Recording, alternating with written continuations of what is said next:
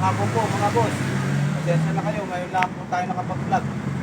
Nandito po tayo ngayon sa Silang Cavite. Meron po tayong gagawin dito na bahay.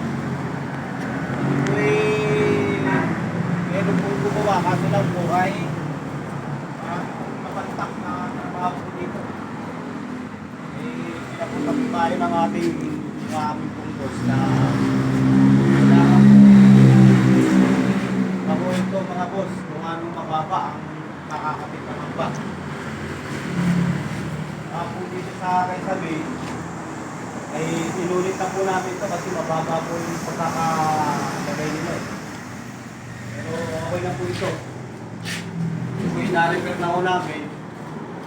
Karatagan na lang po namin ito ng ating test. Pati po ito ito po lahat ay na-repair po namin kasi po yung dating gumawa dito ay mababa ang pagkakagawa ng mga hambak, dekana, patuloy pa po natin yan. Maka dito po tayo mga boss sa hagdan. Pakit po tayo ng Tegeko. Meron na po tayo bagong ginawa dito na tulad po itong Kaysabi, binago po natin ito.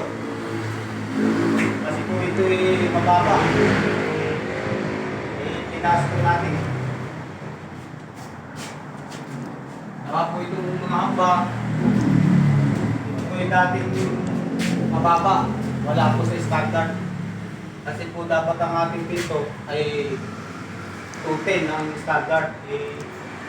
Yung aking po sinukat nito ay nasa 2 meters na lang. Kaya po itong mga hamba natin, binago natin. Saka po ito sa CR, po, binago na po natin to. At pasok po tayo dito sa kabilang kwarto. Ito po, marami po kami binago dito. Kaya po, ito po, nakikita nyo po, unti-unti na hong na bubuo, nakatapos. Ito po, bali, pintura na lang po kailangan yan. Saka po dito sa isang kwarto, ito mga boss, pintura na rin po ito, naayos na po natin ito. Itong kwarto na to. Wala na po tayong gagawin dito. Ang gagawa na lang po rito mga pito, mga po. Saka po dito. Ito po medyo na primer na po nila ito. Tapos na rin po ito. Susunod po ay flooring naman po yung ating gagawin dito. Attach na po natin ito mga boss. Nandito na lang po. Dito po tayo sa may area nito.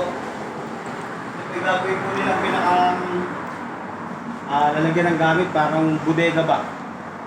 Ito po, pinipinis na rin po natin. Malapit na po ito na matapos. Tapos, hanggang dito na lang po. Hanggang dito na lang po ang ating pag-vlog mga boss. Magandang hapon po.